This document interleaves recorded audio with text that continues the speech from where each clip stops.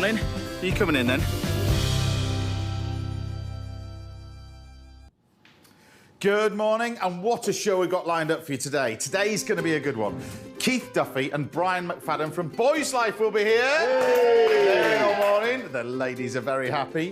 Took it into scampi and steak and chips. We're taking in the beautiful scenery and the delicious local produce on a food adventure to the Isles of Skye. And there's another brilliant recipe from Top Chef and Hampshire local lad. Matt Gillan will be here as well. And don't miss this week's Little Masterclass. We're going to be showing you how to make the perfect strawberry summer pudding. They're banging season right now and we need to use them. And that's not all, because I'm here in the kitchen with a chef who's the leading light of the Abergavenny food scene. It's the brilliant Mr. Stephen Terry. Yay! Great to have you on the show, Chief. Wonderful to have you here. Big fan of your food. What are you going to be cooking for us? Something slightly different as well today. I'm going to be making a rotolo, which is a rolled lasagna. Right. So instead of layering the sheets up, you lay it out and you roll it up. So that's going to be with pulled pork. So you deep fry it? I am deep frying lasagna, basically, wow, with a nice little melted asparagus, cheese, fontina cheese, asparagus, and some beautiful Italian leaves on the side. Or maybe I'm undecided yet, but it's going to be delicious. I love his salad cooking. Yeah. He's not decided anything yet. He's just going to wing it. Winging it. Fine. That's wing it, exactly. I've been doing that for 30 years. Right, we're kicking things off today with a recipe for a simple little tomato curried soup. And let's see, this is about sort of 6 recipes in one. I'm going to be doing an onion little tart as well, using all this amazing produce that we've got in front of me. So, first of all, I'm going to start off with this onion tart. Now, there's a reason for this. We're going to utilise some of this flatbread. This is this little flatbread. If you want something quick and simple, I'm going to do this nice little sort of soup to go and make a curry and everything else. We're going to utilise all the stuff that's left over. Let's introduce you to stuff in a minute. So, first thing is we're going to take a little bit of creme fraiche. This is something so simple, and I've got stuff that's almost ready done. So you can stew your own onions as well, but for this, I'm just going to take some creme fraiche, this onion jam over the top, spread this over the top. That sweet and sourness with that creme fraiche and the onions. Jam as well. And this is just lovely. Yeah, absolutely. People are going to be looking at this. He's actually not cooking anything. Wait and see. So we're going to take this. Spread it all over the top with some anchovies. Yeah. But you know, I was just thinking salt then. Anchovies, even better. I mean, you know, just anchovies just to make anything taste better. Well, you got some lovely little anchovies over here. We're going to take these and I'm going to use a little bit of fresh thyme as well, like this. Now, there's a reason behind this. And there's a selection of amazing sort of produce in front of us. Yeah. We've got tortillas, we've got pancakes, we've got crumpets. And I'm going to utilise all this. Because the reason for this is from this amazing gentleman that you're about to meet in a minute, a guy called James Eade from Earth and Wheat. But we're about to speak to him now. So are you there, James? You there? I can see you there. Yes, good morning. Good morning to you. So first of all, your love of bacon and everything else stems from the family, doesn't it, really? So this is all the produce as well, not just from your place, from everywhere else. Tell us how it all started in terms of the baking business before we get on to the actual business that you're involved in now. Sure. So I'm a 4th generation baker. My grandfather and my great-grandfather were bakers, and my father also. They started in the UK in the 80s producing flatbreads. In fact, they were the first in the world to bring tortillas, naans, pita breads to the UK. Oh, wow. It didn't pick up at first, but now it's a mainstream product. Tell us about what you're into now, because I'm going to utilise all this sort of stuff that's left over. Tell us about your business now and how it's sort of differed for you, really. Yeah, so I'm still at university studying business management, but since a young age I was involved at the family bakery, and recently I've realised how much waste there is based on bread being wonky, the wrong shape, the wrong size. I've got examples here. We'll probably go through them soon. But essentially, shops have a set appearance standard, and any waste that they don't want to accept ends up in the bin. So Earth and Wheat was set up essentially to rescue wonky bread and deliver it fresh to customers online. I mean, these are some of the... I mean, as restaurants and chefs, we find this ridiculous that you can throw something like this away. But this is the prime example of what we're talking about, isn't it, really? So you take these crumpets, you just end up with a little bit of leakage like that, and then this is conventionally just thrown away. Exactly, yeah. So this is where the batter's seeped at the bottom of the crumpet ring, and essentially it's too big to fit in the packet, or maybe customers don't want to see that when they buy it, but it's perfectly fresh. I mean, look at that. You can rip it open and it's wow. Nothing wrong with it. Who doesn't like fresh bread? Well, there's absolutely nothing wrong with it. I'm gonna prove that because I'm gonna bake them in the oven. So what this would be conventionally, seriously thrown away. The stats for this, I've just got to say, because these are some of the stats that I picked up as well. I'm going to put my glasses on because I'm not 21 anymore. So this is 1/3 of all food produced in the world is wasted. That's right, and 16% of wasted food is at the point of production. So that's that bit. This is unbelievable about the UK. 24 million pieces of bread were wasted in the UK every single day.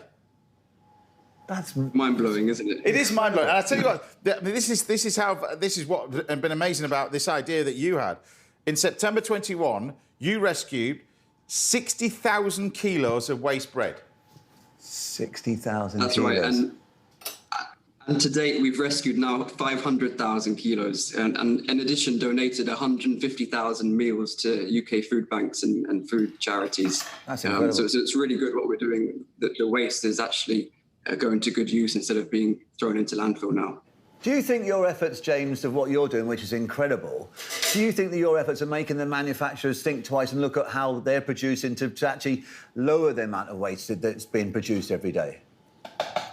Definitely. We see it every day.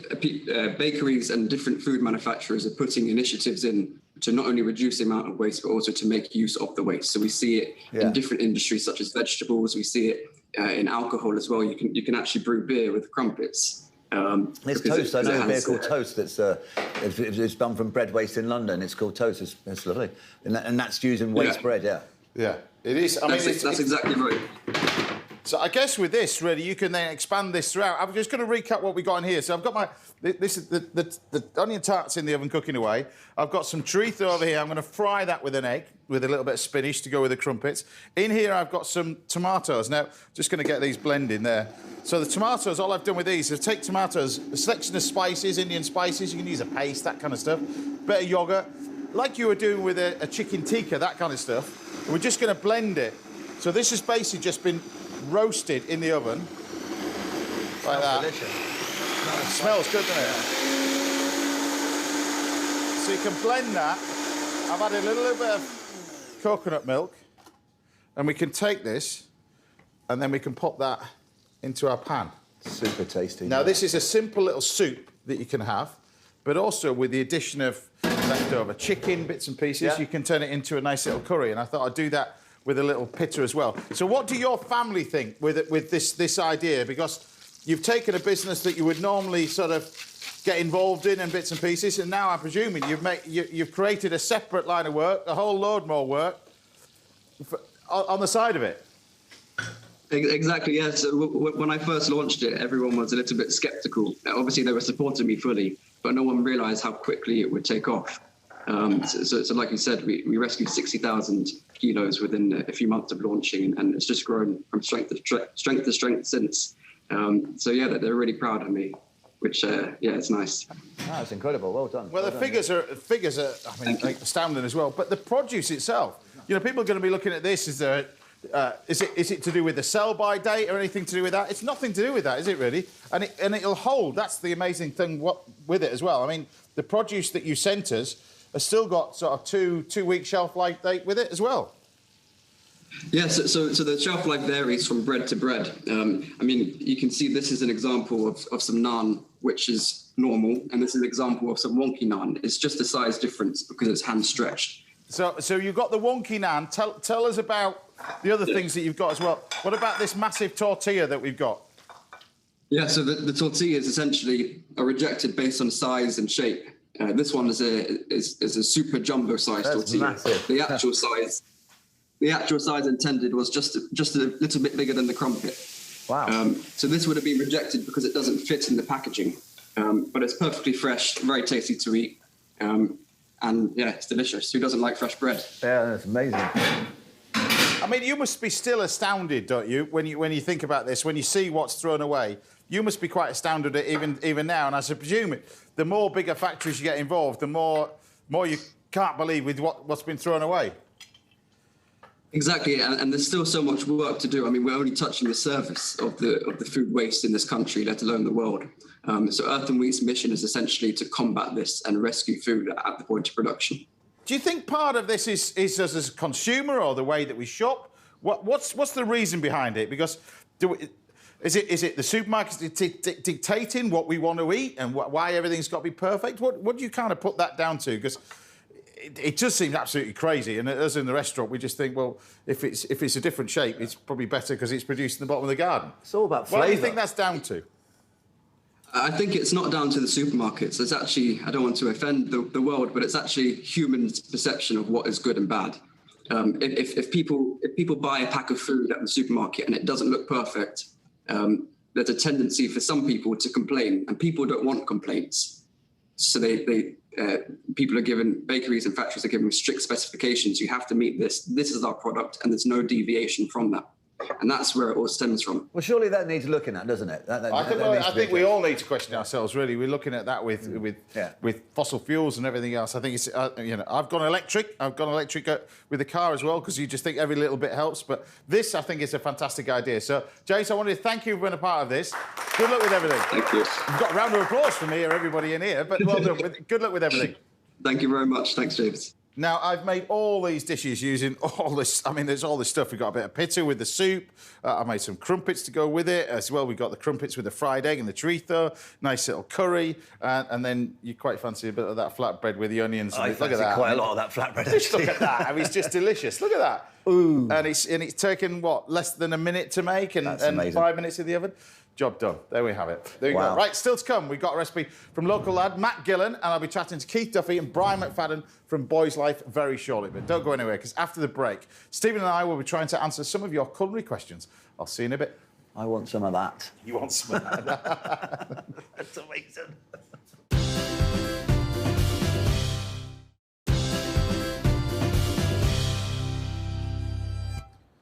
Welcome back. Now I'll be giving you a masterclass in a lovely strawberry summer pudding a little bit later, and I'll be serving up steak, chips and peppercorn sauce for Keith Duffy and Brian McFadden. That's coming up next. But first, I'm here in the outside kitchen with chefs Stephen Terry and Matt Gillan, and the three of us are hopefully going to solve some of your kitchen dilemmas. I love this bit. So we should be joined on the line now by Tom Allcutt.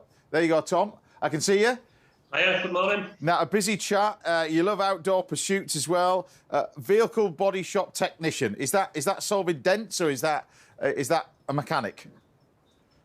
It's fixing dents, yeah. And if you crash your car, basically, I fix it, yeah. Which is quite handy with this crew, to be honest with you, Tom. We could probably give you a full-time job if you were down here as well.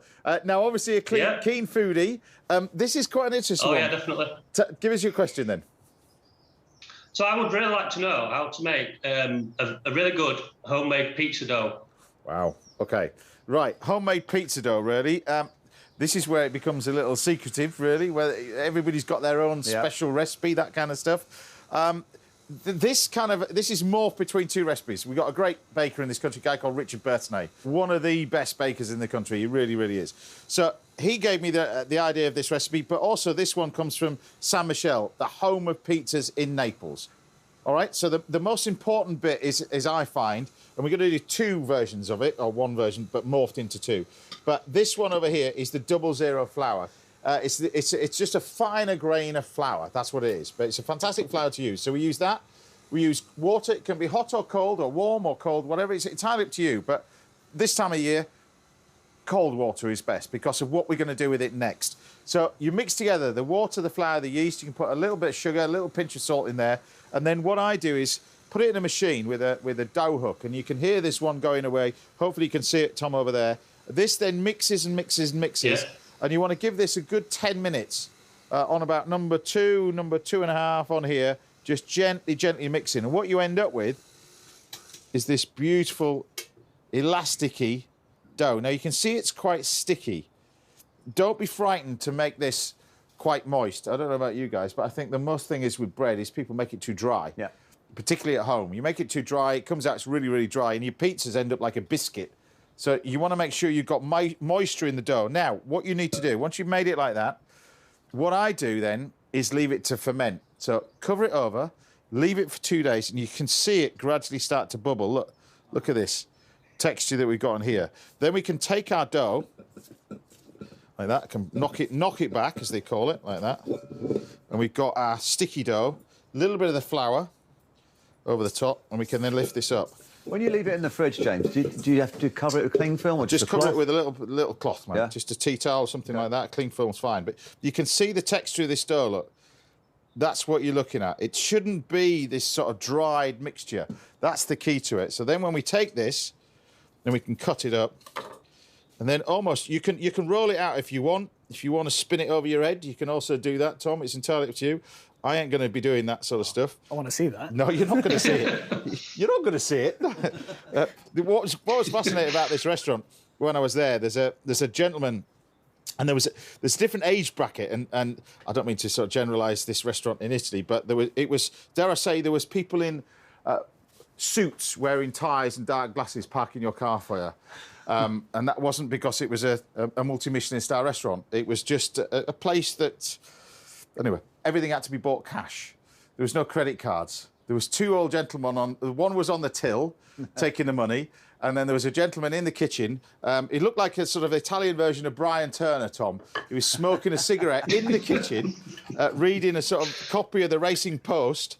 And when he just used to, he got some one of the younger generation would roll this all out, and he would put the topping on it, and then what would happen is they would then just come along, take the pastry shovel, put it in the oven. He would sit back on his stool, light his cigarette again, and then carry on. But it was, I'm not one to argue, but the end result was amazing. And Perfect. He produces this amazing dough. You can see this dough over here, and it's just the texture of it is such that when you leave it for that period of time in the fridge, you end up with this amazing dough. And you can see, because you haven't overworked it and it's allowed to rest, look how easy it is to spread out.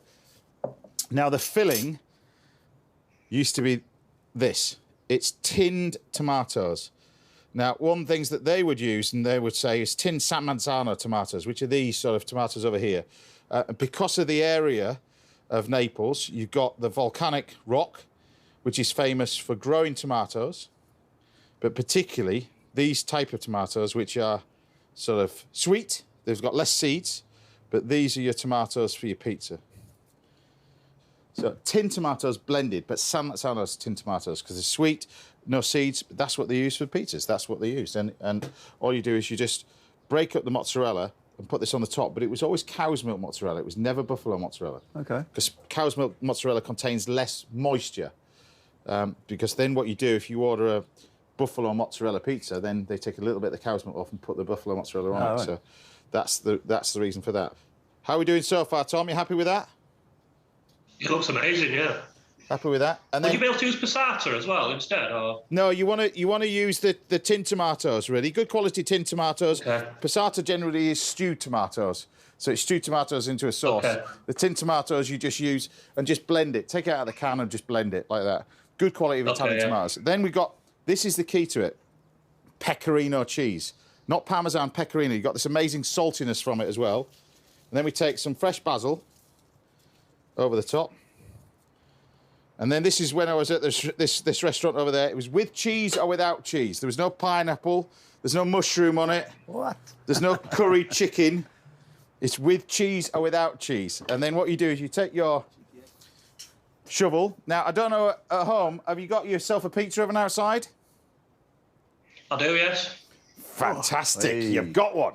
So the key, as you know, from doing this is practice. Get the oven nice and hot. All right? And the key to this, really, and this is when you understand a little bit about it, is the actual stone is the important bit. So a lot of people think with the wood-fired thing, it is about tremendous heat, but what you're doing is you're heating up the stone. Now, when I was over there, because I mentioned the volcanic rock, it's the volcanic stone that they use for the base of the pizza oven. It allows it to get extremely hot.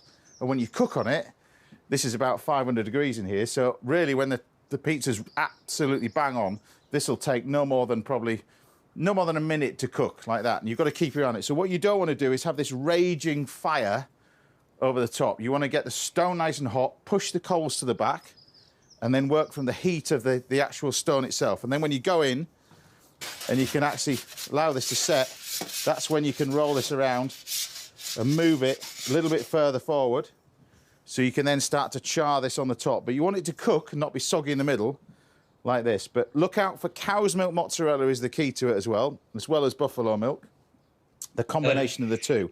And you should find, because you've left this and left it to ferment and slowly ferment in the fridge for about a couple of days, you should find you get that classic bubbling over the top of the dough, which is what you want, which you're getting over here, which is good. That's great. Isn't it? Which is actually exactly what we get. Now, you can make this thinner if you want as well, but we'll just turn that over, roll that around.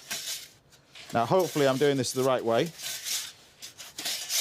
I worked in a pizza restaurant when I was in Australia. Did you? Yeah, I did about a month. It's one of my favourite jobs, that. Like, loved it. Working Like, in a pizza oven, it's amazing. One thing about that, I mean, Tom, you'll know, when you've got one of these in your garden, whether it's small or a large one, it's an amazing thing to cook on. It really, really is. Oh, it is, yeah. And then you can bring this out now, look.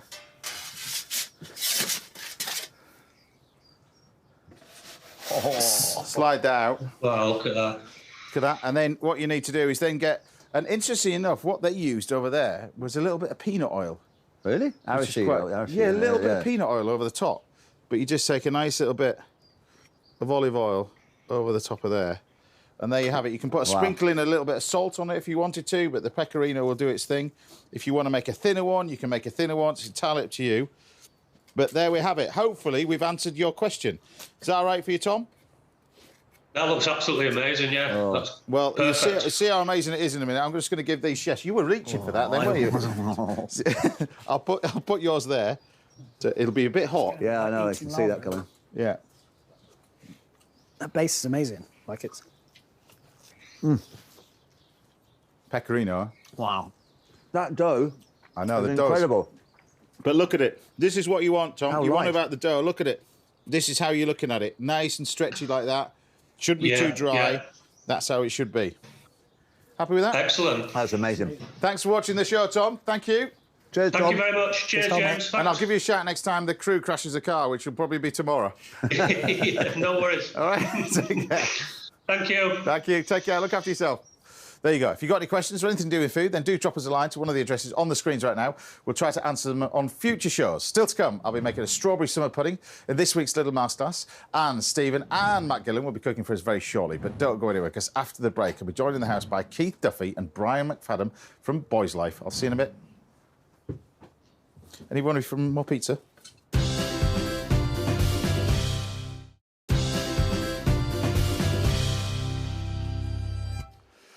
Welcome back. Now, coming up, I'm off on a food adventure to the Isle of Skye with Chef Tony Singh, and there's a masterclass in the strawberry summer pudding coming your way a little bit later. But first, I'm here with a two-man supergroup that brings together two of the biggest pop groups Islanders ever produced. It's the fabulous Keith Duffy and Brian McFadden! Yay! Welcome to the house, guys. Welcome to the house. Thanks for having us. Big love for you here. Thanks for having us. Exactly, welcome. Here, did you get the alarm code on the way in? Just in case, yeah? Exactly. So we're going to. There's loads of things I want to talk to you about, but food is. I know you love your food, both of you. Well, can I tell? Both of you. Chef-wise, any good or not? No. I like. No, straight away. Quite a confident cook over there. I like to give it a go. I'm not going to say I'm brilliant, but I do enjoy it. I do. Okay. Well, you're going to give it a go. So I thought with this one we'd do steak chips, dressed green salad, peppercorn sauce. Sounds great. Is that all right? Happy with that, Oren? Pretty much what we'd order. Pretty much.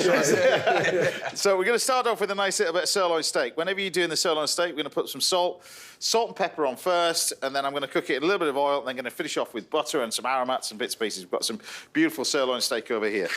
So first of all, congratulations on both your careers, really. Not just what you're doing now, but, you know, both from, you know, humble upbringings in Ireland, doing much. what you're doing. I mean, you must pinch yourself, don't you, even now? Yeah. Yeah, absolutely. I mean, you know, we get to travel the world. That was only Brian's birthday last week. Happy birthday, by the way. Yeah. And I was just putting up a little message on social media, wishing my brother a happy birthday. And I just said, you know, from a pint of Guinness in a bar called Whelan's back in Dublin, back in 2015, 6 years later, we've travelled around the world 3 or 4 times. You know, top 10 hits, sold out tours, about to drop our first album, our first self-penned album. And like you say, it is, you know, life's for living, and we're certainly giving it our best shot. Well, you certainly do it, really. But obviously separate bands doing what you're doing now. I think I was touring when you first started this idea of you guys both touring. But what you're touring now is very different to when you... Yeah. I remember reading about it and hearing about it. There's very much more of a conversation sort of thing. There was 2 of you on stage on a stool, chatting about first life. tour was probably more like what you do. It was a bit more of a... We had a chat with the audience and we told stories and we had a bit of fun. We sang a few songs. Well, I can tell you, you've only been at the house all morning. You're a good storytellers, both of you, aren't you? It's short of some is the key. It's short of some is the key. You're not short of a few stories. But yeah, no, it's changed over the time. You know, we did that for a couple of years where we'd get on stage and we'd tell stories about, you know, starting from our upbringing in Dublin, because we both grew up very close to each other, so we had similar upbringings. And we kind of talked about living in Dublin, then getting into the two bands, Westlife and Boyzone, and just told loads of stories of, you know, how it was being in those bands. So tell us about the tour then, because we'll get onto the album in a minute, but tell us about the tour. What can people expect with this one? Because you bring the whole band with you on this one as well. Yeah, it's full band. We've got the full production, the whole lot. Obviously, we do, you know, our greatest hits over the last 25 years, so we do all the songs. There's quite a few to choose from. Well, we've 21 #1 singles, so picking a set list is quite difficult. Yeah. But yeah, we do all of the Boyzone and Westlife hits, and now obviously we've got our own original album out, so we'd be doing maybe 3 or 4 of them as well. So. But look, even though it's still songs, we still have the bit of fun on stage. Yeah, you know, it's very unpredictable. It depends on what humour we're in, you know. I mean, when we were doing the Stories, Laughter and Music show, which was the autobiographical show, some nights that show could be 1 hour and 20 minutes long. Some nights it could be 3 hours long, if we're having a good time. We're getting people complaining because they missed their metro on the last bus home, because Brian and I are enjoying ourselves too much on stage, you know. Yeah. But now we're doing more of a concert, we're doing more music. And it was actually funny, when we were in learning the songs, it was easier for me to learn the Westlife songs than it was to learn the Boyzone songs. Because I was so used to doing the backup vocals in Boyzone and never the lead vocal. I couldn't get it right. We were getting it wrong on stage every night, weren't we? Yeah. And how do you feel about writing your own stuff as well? Have you found the process there? Because you've always been writing bits and pieces, but now been at the forefront. Well, Ryan has obviously been writing for a lot longer than I have. When we're in a band, when you're in your late teens, early 20s, the record company, you know, they have people writing music for you. Yeah. They're picking cover versions for you to record that they think might suit you. And then you'll have your writing deal as well. So they'll give you time to try and write some songs as well. But I mean, if they're not going to be up to scratch, they're not going to use them. Yeah. You know, going through the process that Brian uses, and Brian has obviously kind of been a great kind of guru for me, teaching me, you know, his ways of writing. I mean, Brian has written #1 songs for many artists as well as himself. You know, out in Australia, he wrote like many #1s for himself and Delta Goodrum and many other artists. Yeah.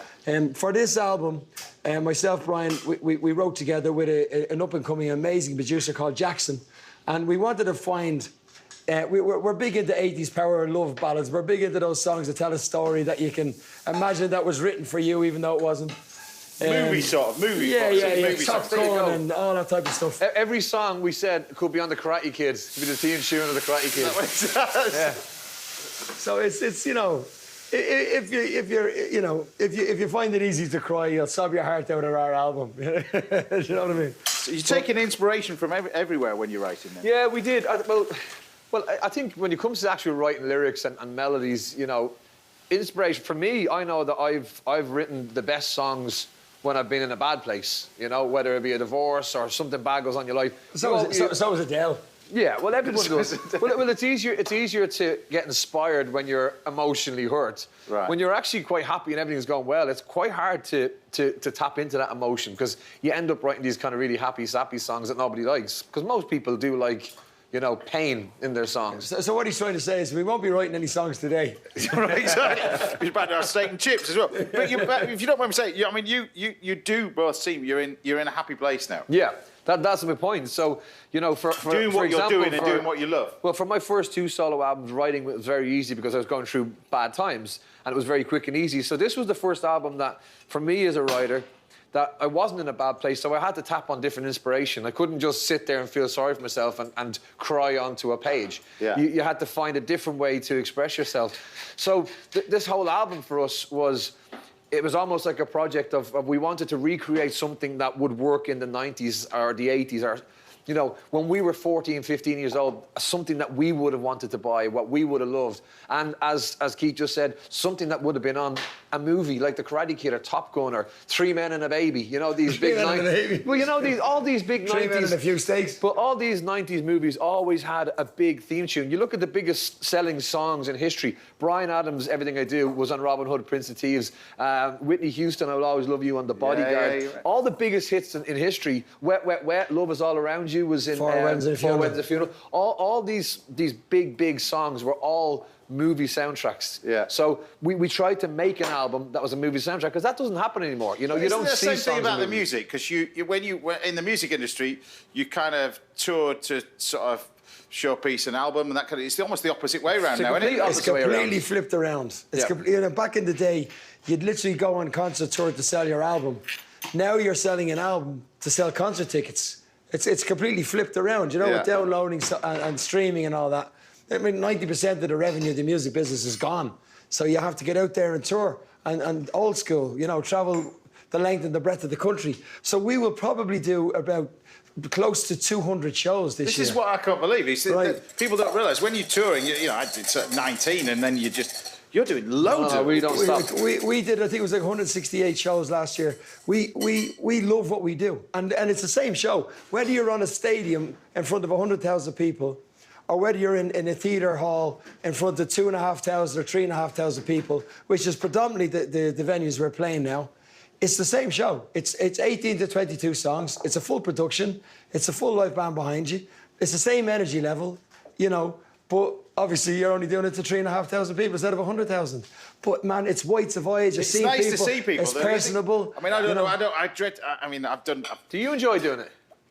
Well, you don't see the millions of people, do you? No, I know, but like when you're doing this now, so as you know, I guess you doing this show will be the equivalent of us being in the studio recording an album. You never know what's going to happen. I enjoy meeting people that you wouldn't normally meet in real life. If that makes sense. So absolutely. I enjoy the conversation. The variety of different people. Yeah. So the chat that you have with different people and where they've come from, and almost to enjoy their backstory as well, because you get to understand a little bit a piece of what they are. Yeah. And the weird thing is with food, and I've been doing this for a lot of years, lot of Saturday mornings, but food is a great barrier breaker. It's a bit like the music business. But it's the one thing everybody can agree on. Well, musicians want to be chefs, and chefs want to be musicians. It's one of those things. But it's true. You know, food is a great conversation piece, and it doesn't matter where you are, where you're from. You put food in front of them, the conversation starts. But isn't it great though as well that when you get on the stage and as Keith says, you see the whites of the eyes. You know, everything else that we do when we do TV or your songs played on radio, it's to nothing. It's just to dead air. But then when you get on the stage and you can actually see the enjoyment in people's face, and for me, that's the real satisfaction to know that that's what you're doing they're really enjoying all that hard work that we did in the studio that we don't know if people like it. We're now seeing them smiling, singing it back, and that reaction, it hits you, doesn't it? It gives you the real satisfaction of it. Yeah, I mean, I've said it before. I'm getting so much more job satisfaction out of doing now what I do with Brian than all the years in Boyzone. You know, I'm up front doing lead vocal with Brian, with the best session players in the business behind us. We actually have our music director is the first music director the Boyzone ever hired back in 93, 94. And I went and found him and rehired him. And I got the original drummer and I put the old band back together for Boyzlife. And it makes so much a difference because it's passionate. People care about what they do. But that's the thing. But also they care about it's a bit like doing what we're doing. You get experience over the years. You find people who you work with, and you go back to those people for advice. And which makes the music industry the same. So you can pool in all the experience that both of you have had. Yeah. And put this all together. I think it's a great. And it's quite nostalgic for us as well. You know, I think, you know, being in Westlife and Boyzone. There were such big bands and well, he's getting his napkin ready. He can see the end in sight. He's getting his napkin ready. But there were such big bands and they were machines, and it was, you know, I don't think we got to enjoy it as much as we probably should because it was so big, so quick, so fast, and there were so many people involved. You have all these people around you and record companies and managers, and now we're enjoying it, you know. Like, we've been to Southeast Asia, South Africa, South America. We've been to all these countries, you know, so many times in our career. But it's only now when we go that we enjoy it, because we're actually going, you know what, we might never get to come here again, so let's take it in. And we're going and we're doing tourist things and soaking up a bit of the culture, which we never did when we were in the other bands. That's brilliant to hear. Brilliant to hear. We're going to talk a little bit more later. But I ain't talking now, I'm eating. Yeah, so I've just got the salad ready. So we've got these beautiful little salad leaves that we're going to go on as well. Gorgeous. So nice little bit of dressed salad. There we go. And then the sauce that we've got on here, the whole point about this sauce is you reduce it all down. So this has got... So if anybody wants to know how to make a pink peppercorn sauce or a peppercorn sauce, then you've got shallots, you've got garlic, you've got the peppercorns, which I've crushed. You use the green peppercorns, usually in a tin. What was in the bag that you sliced open? You like large? That's a little bit of stock. So this is veal stock or beef stock that you get. Otherwise, if you just put cream in it, it just makes it... Well, you need the stock in there. So you take a little bit of stock in there. The 2 different types of peppercorns. And then we finish it off with... The French call this Monty au beurre. It's to finish it off with butter. Lovely. I'd have butter on my cornflakes. I love butter. I never thought I'd heard that. I've got to try that one. Butter on your cornflakes. I hope it's salted. I've actually done that. I hope it's salted. Have you ever done that, butter in your cornflakes? Well, I don't know why they make butter with no salt. It has to be salted butter. It's got to be salted butter. It has to be salted butter. So the steak, you need to leave it to rest. You see, you got that nice... I know you're worried about the oil first, but you put a little bit of the oil on it. Don't let it rest too long. I'm getting hungry over here. And then what I've got here... that cow's pretty chilled out. Season it, of course. Careful of this. The pepper, we don't need to worry about that. And then we've got a nice little sauce. And then we just spoon that over the top. Whoa. Imagine we have to look upon this as a job. This is work. We're working today. This is work. This is work. But this is work for me as well. But I enjoy cooking it for you. But there you have. So your steak with peppercorn sauce, with a pile of chips, and a nice little salad. Wowzers. Bring it on. There you go.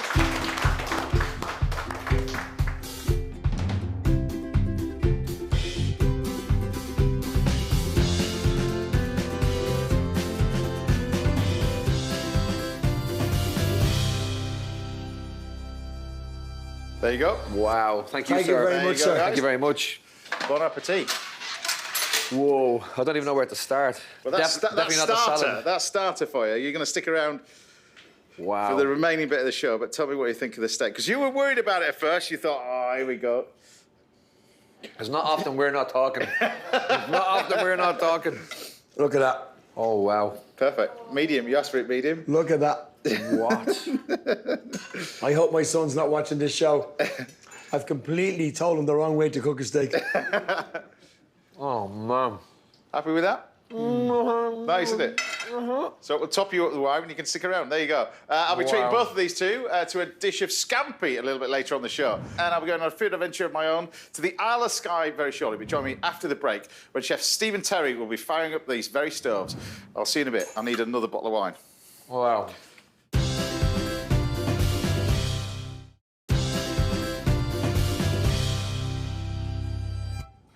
Welcome back. Now I've got a step-by-step guide to making a strawberry summer pudding in this week's Little Masterclass. And there's plenty more to come from my guests Keith Duffy and Brian McFadden. But first, from the Hardwick in Abergavenny comes a man who's learnt his trade working alongside some of the best chefs in the business. This guy's CV's got a CV like no other. It's Mr. Stephen Terry.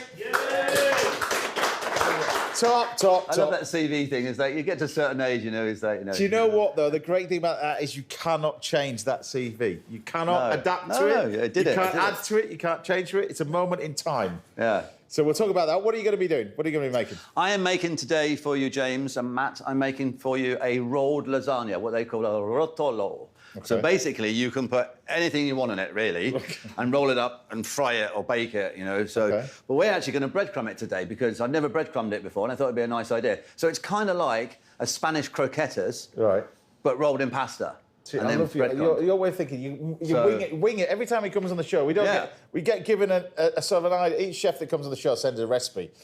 With Stone, you get ingredients. Yeah, you don't get how it comes together is what you're about to see now. So what are we going to do then? So we cook a shoulder pork. Yeah. So it's a sort of 2.5 kilo piece of shoulder pork that goes into a roasting dish with some aromats. We've got carrot, leek, celery, onion, garlic, some thyme.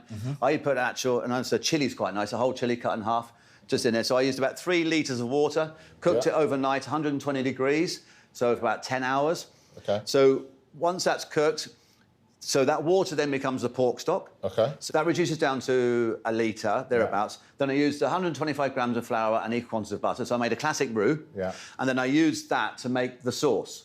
So the sauce then looks like...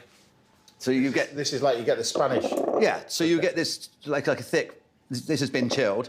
Yeah. Thick paste. So then to that, I add... So you pull off some of the pork. Look at that, it's beautiful. Yeah. And this just gets poured into the sauce that just binds it all together. And then what you have then is this here. So this is the final mix that goes into the pasta. Okay. So what we need to do, what I need to do... Now, congratulations are in order because your restaurant has just been voted best gastropub in Wales. And you're in the top 20 best... Yes, you know the top 20 best pub in the whole of the UK. Oh, yeah, gastro. Yeah, exactly, yeah, that one. Oh, he forgot about that. Just to say it again. He gets so many awards, he just goes, forget about that one, didn't he? No, it's... well, that's very kind of you. Thank well, you. You're in an amazing part of the world, aren't you? You know how much I love Wales, so it's just absolutely beautiful. We're spoiled for produce. We're spoiled, and it is lovely. The produce from where else? You look out at your restaurant, you just look out onto the hills. The produce is all around you. It's amazing. People come and they say, "What's because obviously I was in London for 15 years or so," and they say, "What's the biggest difference? What's the between being here and being in London?" And it's like, well, obviously we're closer to the. There's nothing you can't want for in London because it all comes into London. But we're closer to nature and it's on our doorstep and we've got some amazing producers. But also, it's just a nicer place to have a bad day, at the end of the day. Nicer place. Do you know what I mean? I like that quote. I'm having that. That's brilliant. It's just a nicer place to have a bad day. So I rolled the pasta. So this is... Can people make it with lasagna sheets or do you have to make your... You could make it with lasagna sheets, but it could be a little bit tricky. So... Okay. I've got a sort of a more of a commercial pasta machine that's this wide, so when the sheets come out. But the other ones are normally, the sheet would come out about that way. So you just overlap two sheets. Yeah. And sometimes you get a little hole in it, a little tear, so you just even it off at each end and it'll just fill those patches. Yeah, okay. And then basically we take the mix. I'm putting some just gloves on because it's easier to do it with your hands. Right. You could put a bit of cling film on and do it, roll it on top.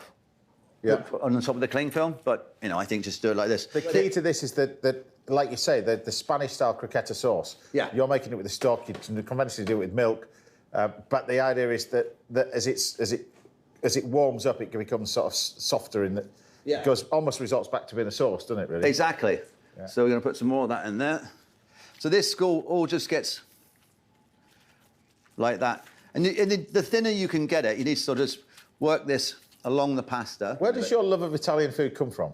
Do you know, I think it's You cook it quite a lot. I do. And it's from the produce that I was introduced to when I was in London. A friend of mine just walked into the kitchen one day and a mutual friend of ours that, is one of the, top veg suppliers, in London. Yeah. And he, I think it was puntarella, I think he had, and there's something like this tardivo and this beautiful Castelfranco lettuce. Yeah. And it was just amazing. And from there, and the other thing was the fact that the Italians are always looking... it's roast potatoes and chips a lot over here, isn't it? And, yeah. Which is, there's nothing wrong with that. Yeah. But, it's making gnocchi and using pasta and polenta. That was really interesting. So now this is on the cling film. Yeah. You just take, like that. And you can use the cling film a little bit to get you started. So you roll it up, not too firm, but firmish. Yeah. Not too loose. But this could be, we're using meat today, but this could be a great sort of vegetarian ricotta spinach. Yeah. Anything like that in it. So once you roll this up, like so, it needs to sort of set up. So tell everybody about the Hardwick then, because it is, if there's one restaurant that has stamped somebody's name on it, you managed to do that. The whole place runs through your blood, really, from the bar as soon as you walk in. It's a fantastic place. It's 17 years this year. Is 17 years. Oh, my gosh. It's like, wow. But it is a fantastic just flown place. By. Oh, I love it. And, and at the moment, we're just, everything's changing. The industry's changing. The world's changing. And we're changing as well. We want to make it more accessible. Yeah. More affordable. And not that we're super expensive, but food is just becoming so more expensive every day. Yeah. The price of things are going through the roof. So I'm going to refrigerate that now. And here's one that, in the great tradition. Yeah. So it chills it out. So then once it's firmed up, this is what you end up with. Okay. Yeah. So, I mean, portions can be as big or as little as you want at the end of the day, you know, if you want skinny ones. And I think, you know, sort of, because to serve it, I'm going to cut it in half. Right. So this is what it looks like once it's set up. That's great, yeah. So you've never seen this before. Have you seen this done? No. So what we do now with this, we breadcrumb it. So I didn't think I was going to bore you because we've all breadcrumb things for. So flour, egg, and breadcrumb. Yeah. So it's flour what mixed together as a paste. Yeah. And then yeah. And then into the breadcrumb. So it's an alternative. So once they've done that, so then you end up with these. So that's it, breadcrumbed. Yeah. So I'm going to drop them in 180 on the fryer. Okay. I'll just chop a couple in because it's... Now, I mentioned the fact that you've got, obviously, your restaurant in Wales. People can see you out and about, pub in the park. You mentioned that. You're cooking on location all around the country. I'm doing Marlow, which is the first one, which is always the biggest one in Marlow, because that's obviously Tom's home ground. There we are. And then you're catering for thousands of people at this thing. Yeah, I mean, you know, there are some people there, like their lovely Atul Kutcher, who does thousands of people. He does this amazing... They're not very jealous at all. Every single chef walks around and sees the queue for Atul, and Atul's there. He does like a chicken tikka shepherd's pie, doesn't he? It's like, and I was like, at first I was like, yeah, I'm sure it's okay. And I had one, I was like, oh my gosh, it's amazing. It was really good. Yeah, he sells about 10,000 portions. It's like the standing joke of the festival, how much Atul Kutcher cooks. And he just looks immaculate. He just sort of like glides in and out, and he's got all these people in his kitchen, and there's just me and my brother-in-law, sort of like just running around with a couple of helpers. That's just the way it is. So there we are. Looking a bit stressed. Yeah. So I can see that it's... Yeah, it looks great. Softens up. Yeah. So like you were saying, like the Spanish-style croquetas, it softens up the sauce, yeah. So it's going to be quite hot. So what I want to do I mean, look, you can serve it with anything you want, but I think a salad's always a good idea. Yeah. So I've got some asparagus. Yeah. And I've got some little leaves of some tardivo and a little bit of the trevice. These are amazing, aren't they, really? It's like slight bitterness to it. I love the heart. Beautiful. Some asparagus, and we've got some Castel Franco. Yeah. It's beautiful Italian leaf. But you could use gem lettuce. I've tried growing this at home. It does grow. You can grow it in the UK. Gem lettuce, you know, is you don't want to use flat round leaf lettuce or iceberg, but something a little more interesting. But even some radicchio, something a little bit of bitterness. So I was umming and ahhing whether to put this in it, on it, around it, whatever. I don't know. I'll just put it on top, I think, and then put the cheese on top and blowtorch it. Let's see how we get on. Sounds good. So I can put. Okay, and so here we are. Moment of truth. Never have I panade or breadcrumbed the rotolo before. This is the first time. This is the very first time I've ever done it. Just made it up this morning. Well, it was a couple of days ago, but yeah. So gently. It's worked though. Look at that. There we are. Look at that. That is. I tell you what, it's worked. Yeah. Nice. Yeah, it's quite. I can from Amazing, the way the difficulty in. Yeah. Yeah, that's okay. It's fine. It's fine. It's fine.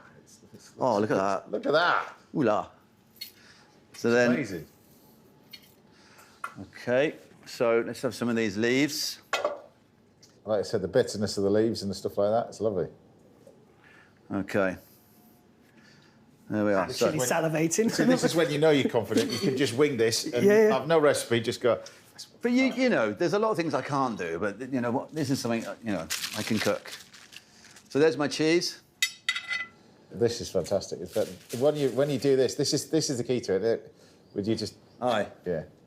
Without... Low torch it.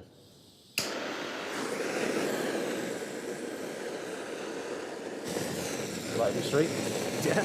Yeah, I think it's... Spend all day doing the posh stuff, and this is what you want to eat. Yeah. This is what you want to eat. Exactly that. Yeah, but it's got the texture, and you've got the crunch of the breadcrumbs, the unctuousness of that pork in the sauce.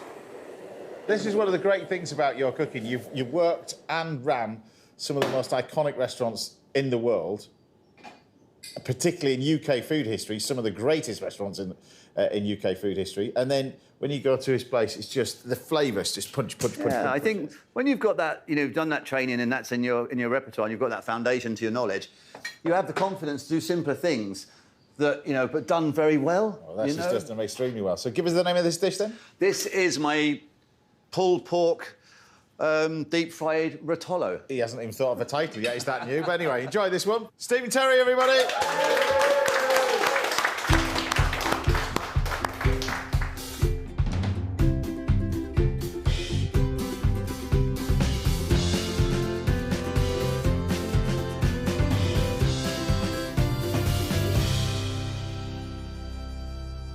Right, looking forward to this. Yeah. OK. This looks pretty good, this. Look at this one. Yeah. Bon appetit. One each, you see? One each. It's all right, isn't it? Yeah. It's all right. So, this looks good. This is... I feel like we're guinea pigs and we're testing the first dish ever. I'm happy with that as well. Yeah. But you know when I was saying you said about how things are moving on and how we need to make things more accessible and affordable, this is a much more affordable dish, something like this, because it's super tasty. You're not going to probably make it often at home. You'll have a go, hopefully, because hopefully I've inspired some people to try this at home. But yeah, to go out and have something like this is a good Italian kind of staple kind of cooking. That's like I said, it's what chefs want to eat, isn't it? This sort of stuff. It is. Yeah. It's tasty. It's delicious. The lettuces are amazing. The whole thing's brilliant. Happy days. Stephen Terry, everybody. You're going to stick around as well. I am. Watch him cook in a minute as well, absolutely. which is brilliant. Matt will be cooking at the end of the show with a recipe of lamb, as you're going to be doing. It's pretty good. And I'll be treating Keith Duffy and Brian McFadden to scampi also at the end of the show. But after the break, I'm teaming up with Chef Tony Singh on another one of my food adventures. I'll see you in a bit.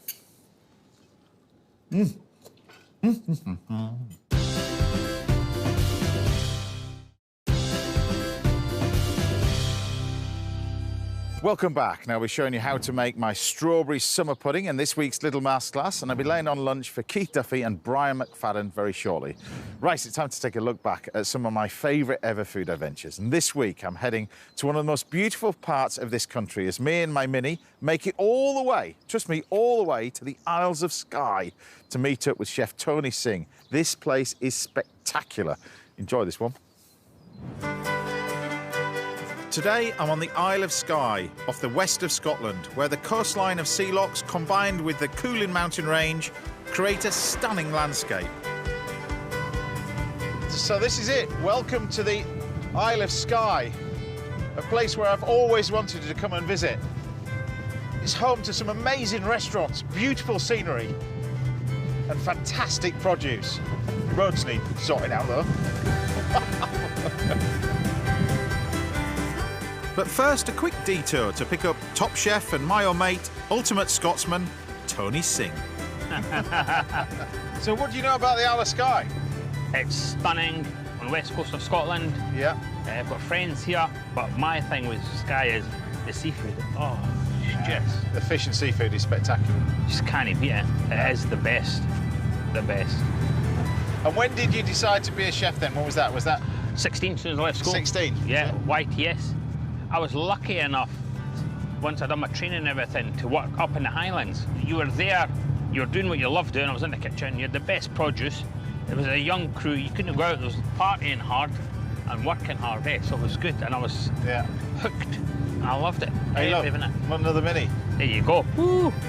Skye is a world-class tourist destination, a mecca for walkers and climbers. It's rich in history, everything from dinosaurs, clan warfare, the Highland clearances and the infamous Bonnie Prince Charlie. At 50 miles long, Skye is the largest of the Inner Hebrides and connected to the mainland by a bridge from the Kyle of Loch Alsh. The capital Portree is on the east coast, but we're heading to Torrin and a unique place sheltered beneath the Blavin Mountain. Why don't we pop in here? Farm shop, local produce. Mrs. Max, tea and coffee. We're meeting Sarah McKinnon, who set up her shop in an old shipping container. How brilliant is that? Look at that. I love places like this. Prawn rolls. Prawn roll. And look at that for a view. It's just awesome. It's like a little TARDIS. Hiya. How are you doing? Look at this. Good, how are you? How are you doing? James? Hi. Nice to meet you. Tony? Nice to meet you. Nice to meet you. Good to see you. Now, tell me about this place. It's the end of a lane. Yep, well, I started it back in December 2017. Right. Bought the cabin, 50 quid at a sale. So this is £50, but £50. the view's priceless. Absolutely. Tell me about this beef, then. So this is Blavin beef. It's short-horn cross Highland beef. Sounds pretty... It looks pretty good, Looks doesn't very it? good, but my eyes are drawn to the prawns, sorry. I tell you what, can we grab some of these prawns? Absolutely. Is that right? So, and I know I've got my eye on these. He's got his eye on the cake. On the cake. That looks awesome. So who's made that? You've made it? So that was my mum that made that cake. Can we get 2 bits of cake, please? Yeah, do you want it on the same plate or would No, you like it on God, another I one? might lose a finger if James is eating. You know what I mean? It's like... Hang on, Yorkshireman, not that bad. Look at this, Sky Coffee. Sky Coffee. Coffee roaster's brilliant. I'm going to treat you to that. I'm going to get... Thank you very much. Yeah, is that all right? What's the most popular thing that you do? It's got to be the beef. Yeah? Yeah, it definitely is. We planned just to do 1 cow a year. We're now on number 9. That's a lot for out of here. Yeah. Right, how much for this lot? Let's call it 15. I'll call it back, eh? Let's call it 20 quid. Thank you. Keep the tip. 1 for you. Thank you. 1 for you. Thank you. Marmalade. Yes, thank you. Thanks, guys. Cheers. Bye. So is it cake first or prawns and cake, or prawns and cake? Cake. Prawns. You go for cake. Oh, look at that. Hey? See, I don't know what is a better view, that or that. Or this. Is it a good cake? Fantastic cake. Is it? I mean, that is a slice of cake. Oops, sorry. Sabotage.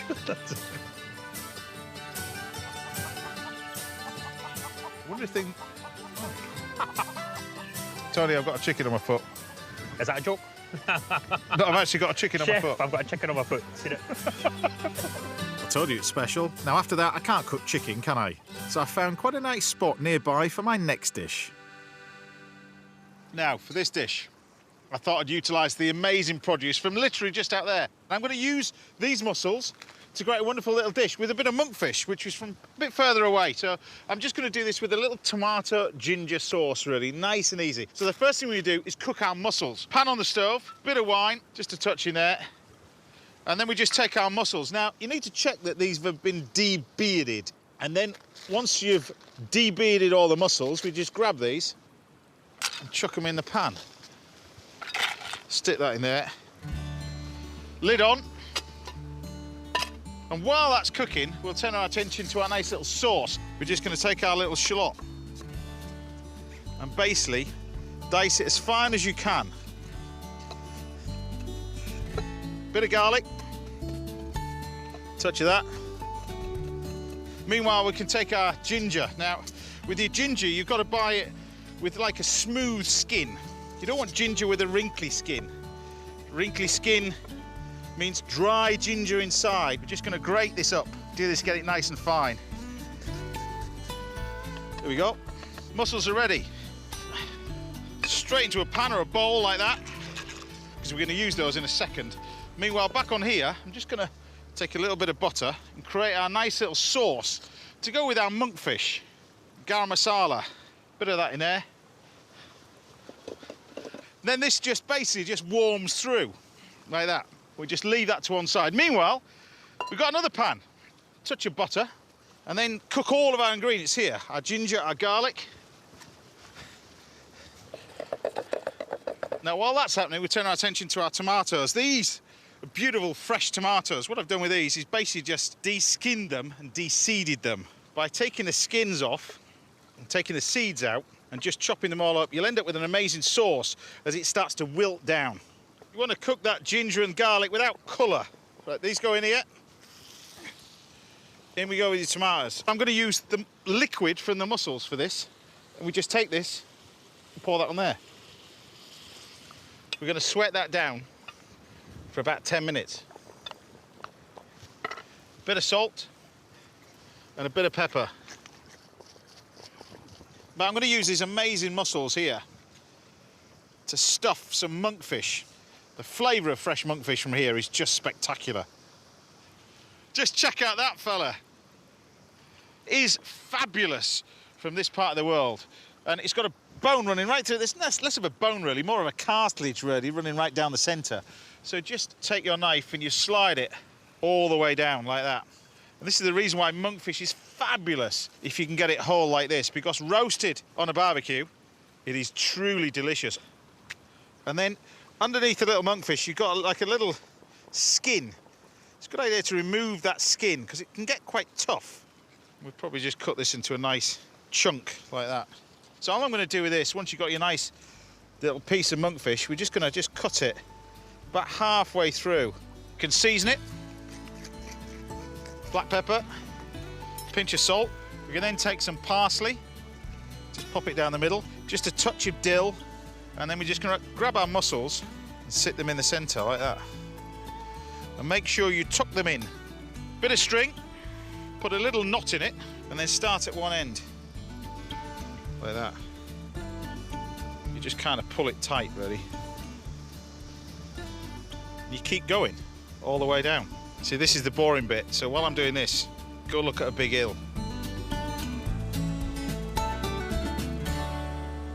2 skewers. The reason why I use 2, if you don't, it just rolls around in the skewer. And then what we're going to do is take our little butter and pour that over the top. We take this and just put it on the barbecue. On here for about 10-12 minutes. Done. Now, this tomato just reduces down and you get this amazing flavour, not only from the tomatoes, but that delicious bit of ginger in there as well. We'll pop our few bits of mussels around as well. A nice bit of roast monkfish does look amazing, especially when you just grab it like that. Look at the colour of that. Look at that underneath there, like a mega fish finger. Look at it. We can then just take our skewers and pull them out.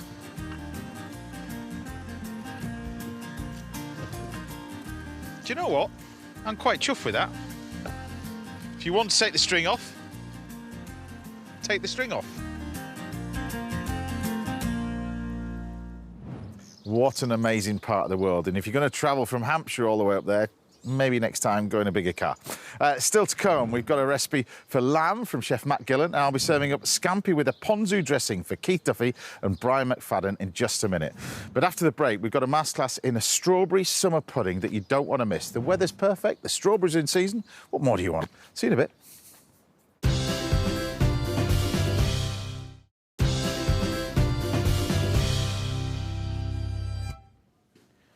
Welcome back. Now I'll be serving up a second course of scampi for my guests Keith Duffy and Brian McFadden very shortly. And Chef Matt Gillan will be dropping by the house next. But first, it's time for this week's little masterclass. And this week's masterclass, we're making the best out of the amazing produce that this summer has to offer, and none more so than English strawberries. I mean, these just are, to be honest with you, the best of the best. The creme de la creme, the pick of the crop anywhere in the world, I think.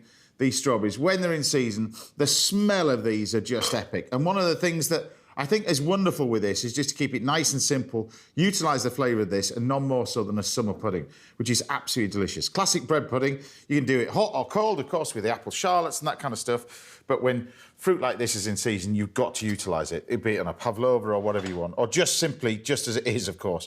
So first of all, how do we make summer pudding? How do we make it simply and quickly? Because ye olde recipes used to take forever, to be honest with you. So what we do is we start off taking these amazing strawberries. Don't put them in the fridge, whatever you do. Keep them like that. And then what we're going to do is just blend them. So obviously we need to do this in 2 parts. We need to make a sauce. We need to make our filling. Now, the sauce is quite controversial with summer pudding because what a lot of people do is they make what's called a coulis. Now, a French version of a coulis can mean 2 things. It can mean raw, blended. When the fruits are bang in season, you do that. Or it means cooked, and they cook it in a sugar syrup. And the problem is with cooking it in sugar syrup, the minute you warm these up, they instantly taste of jam. So we don't want a taste of jam, we want a taste of the fruit, because we waited so long for these amazing strawberries to appear. The very last thing I'm going to do is boil them up. And by boiling them up, you get more yield out of it, more sauce out of it, more liquid. But the problem is with that, you lose the taste. And it's, to me, all about the taste. So we're going to take our strawberries, put them in there. Now, when they're in season like this, no sugar, no lemon. Some people put lemon in it. Some people put a pinch of sugar. You don't need any of that in there. You don't even need water in it, really. You just want to blend it. So stick them in a blender, give them a blend.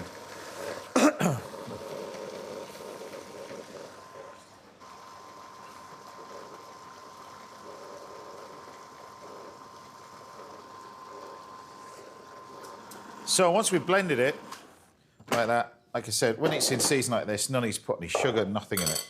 And we take our beautiful puree, look. Gorgeous, gorgeous puree like that. And then using a spatula, you can use a, pass this through a sieve. Now all we're doing is just removing the pips out of this. So pass it through, and you'll end up with wasting nothing, really. You force it all the way through. You gain so much out of it anyway. You think, why on earth would you just heat this up? The problem is, like I said, with heating it up, you just offset the flavour.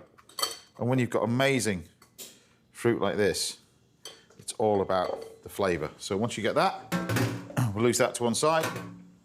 That's our simple sauce done nicely. Whether you put that over the top of the ice cream in a Knickerbocker Glory, that's just wonderful.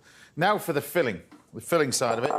Again, we take some strawberries and we can dice this all up. Now, this depends on how big the mould you're creating your summer pudding is. I'm doing it in these small, what we call Dario moulds.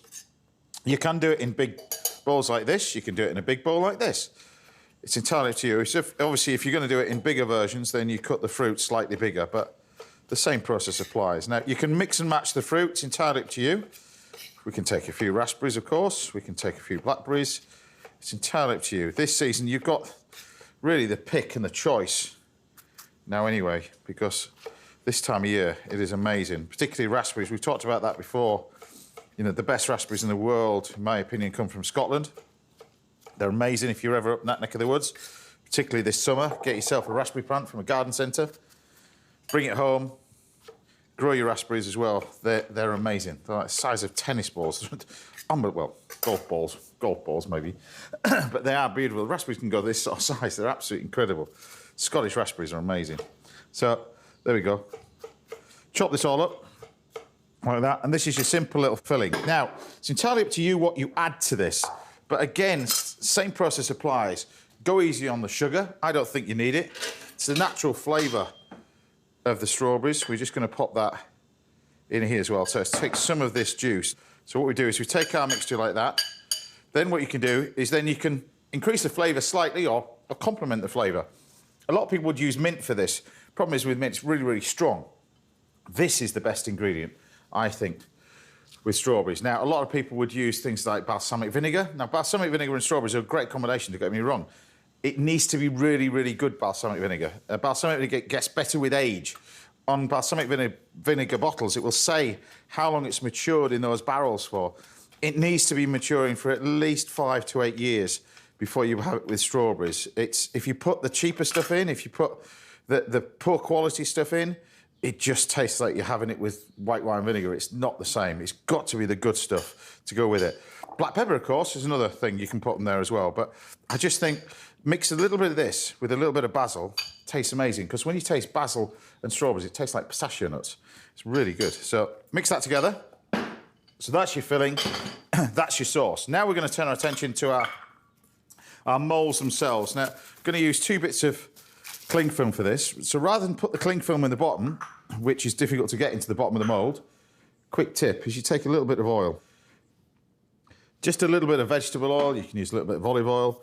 Just roll it around the bottom of the mould. Now, do this in the same way as if you're doing these ones as you're doing it in a bigger bowl. Exactly the same way. Take some cling film, stick it in the bottom. What the cling film does now is stick to the bottom of the mould. Otherwise, it just keeps trying to come out. But a little bit of cling film like that.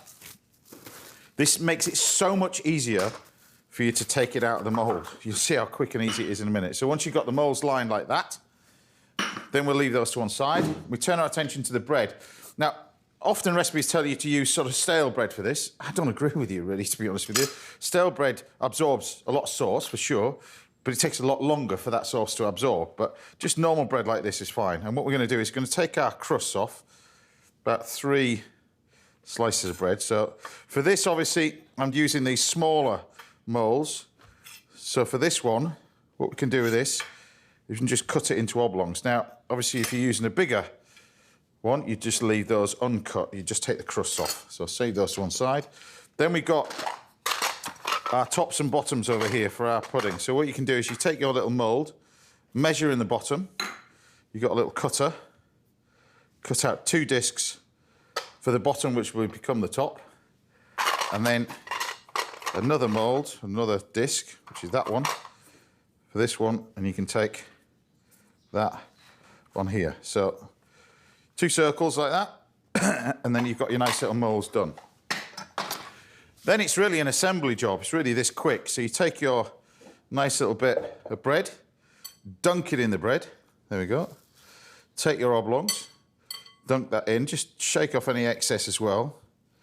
So you can dip that in both sides. Now what you want to do is just overlap this by about 1 centimetre, something like that. You can see that just overlapping in here. And then the last bit, you can dunk that in and go around there. So you can just overlap this. Now, it's important that you do overlap it, whether you're doing a small one or a large one, but overlap it not by too much. General rule of thumb is when you're doing this, the bigger the mould, the more you overlap it, if that makes sense, because when you're doing this, to turn them out, you don't want it to split. So if you're doing a larger mould, give it sort of a couple of centimetres overlap. But this one, not too much. We're not creating a pudding that just tastes of bread. It's got to complement it, so you don't want to stuff it all full of bread like that. So once you've got it filled, you can see those nicely filled like that. We've got plenty of sauce left. Then we can take our filling over here. I mean, look at the colour of that, it's just beautiful. So a little bit of that. And we can pop this in our summer pudding.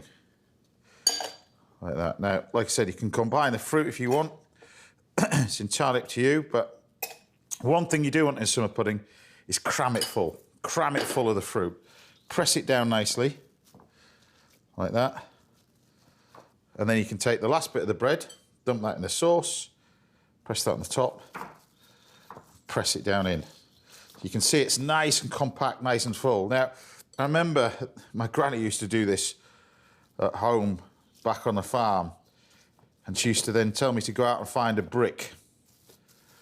I used to go wandering around for about 10 minutes while she made this to find a brick, to then come back, and she would then put a bit of cardboard over it, like that, and then put a brick on top of it and sit it in the fridge. And you'd have to wait sort of 2 to 3 days for it to be ready. But the great thing about doing it this way, you can pop it in the fridge if you want. This will keep, it's absolutely fine.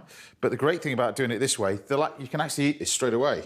So you can get your plate, and then all we do is turn this over, and you hold the cling film in your finger and your thumb, and just take the mould off, like that. And this thing comes straight off. So you can lift those straight out like that. Show you another one. So just hold it, the cling film, your finger and your thumb, pull it off like that, and it just comes straight out. Really nice and simple, nice and easy. And then, finally, what we're going to do is just garnish this, really. We've got a beautiful sauce, we've got a few little berries. What I try and do, really, with this one is I take the smaller berries. I don't know if you noticed that, but you take the smaller berries, and that's just for the top and the sides. So the larger ones go in your sauce and your filling. Smaller ones you'd use as a little garnish on the top. So I've got some clotted cream with this. You can use whipped cream, a little bit of chantilly cream, entirely how you want. And then we've got our sauce, of course, which we can just take a nice little bit of this sauce. This goes over the top. And you just know, I can smell this as well, but you just know it's going to just taste of strawberries, which is exactly what you want. You haven't cooked them out, you haven't done anything like that. It's just the pure flavour of them is what you want. You've got a nice hot spoon for our clotted cream. There we go. Chefs call this a little quenelle, but it's just a dollop. That goes on there. And then you can garnish these with a few bits of fresh strawberry like that. Another one on the side there, like that. One on there. And like I said, following the theme, you can either put mint or you can put your little basil on the top. And there you have a beautiful, simple summer pudding with one of the best ingredients available this time of the year. These amazing strawberries. Bon appetit. Now, if there's anything you'd like to learn about Little Masterclass, then do get in touch. We'll see if we can help out right here on the show. Time now for a quick break. Join me again in a couple of minutes when Chef Matt Gillan will be treating me to a plate of lamb rump. I'll see you in a bit. It's good, that, isn't it?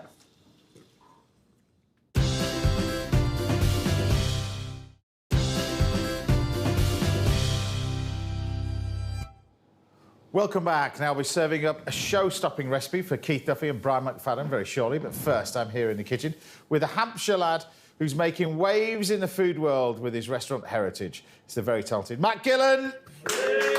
good to have you in the back. Yeah, great to be back. No pressure then. You got to sing Watching You this time. Yeah, so I'm just going to follow his footsteps and just throw it together. It's like something we haven't done. Yeah. Wing it. So what are you going to make in then? So we're going to do lamb rump, which has been marinated in soy sauce and maple syrup. Yeah.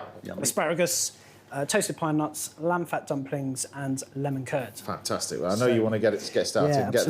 Yeah, Yeah. So what we've got in here is the lamb rump. So it's been in this marinade for about 12 hours. OK. Now, take it, because you've got the maple syrup in there, you've got to watch it so it doesn't burn. No, we want it to burn. Oh, you want it to burn? That flavour. So you've got the sweetness in there, and the salty, so just that hint of almost like barbecue. Yeah. Okay. Well, the last time you were on the show, you did that monkfish thing. That was pretty popular. Yeah, it went down pretty well, that, actually.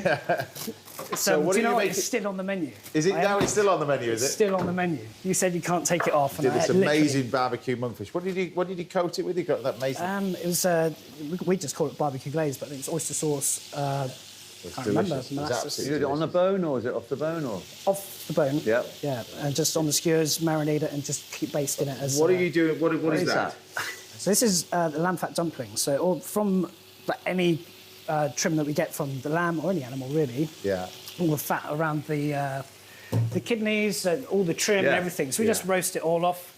We keep the meat parts for, the sauce. Right. And then all the fat, we keep all of that. So like... our parents used to do with the lard and stuff like that, when they do a roast. Always a bowl in the fridge with a little bit of the elixir at the bottom. Yeah, the bowl, the jar that you look at, what are you going to use that for? It never gets used. It's flavour, though, isn't it? All that flavour. Absolutely. Is there equal quantities of potato and lamb fat, almost? No, so it's about a third fat to potato. Right. So you've got 300 grams of potato, 100 grams of lamb fat, 100 grams of potato flour. Potato flour. Yeah. This is why you're learning with this, aren't you? You used to call that fécule. Is it fécule? Is it in French? Is it fécule? Yeah, we used to use it for something a long time ago. But you've got kind of remember it being called potato flour. And that's the binding, huh? Yeah. So this is it's not a classic dumpling, depending on what your definition of a dumpling is. Right. There's so many around the world, and that's this recipe came about because. The popular Great British Menu. I thought if you did gnocchi on that, you'd get shot down because it's not British. Right. And then I got thinking about British dumplings. And just, heavy, stodgy. And so that was the inspiration. It was in the shower one day. I was like, how can we make them, fit so they're really tasty, in the shower really one day thinking about dumplings. All the best ideas go in the shower. That's where it happens, no? Everyone thinks about a dumpling in the shower. Of course they do. Of course they do. Right. OK, so we've got egg white as well, 100 grams of egg white. That goes in there. And because this is where, you're training, a bit like you're training in the classic restaurants. Training took you all around the world, didn't it, really? Australia or everywhere. Yeah. Everywhere. So, yeah, particularly, there's no boundaries over there, is there, really, with the food? So Australia, no, not at all.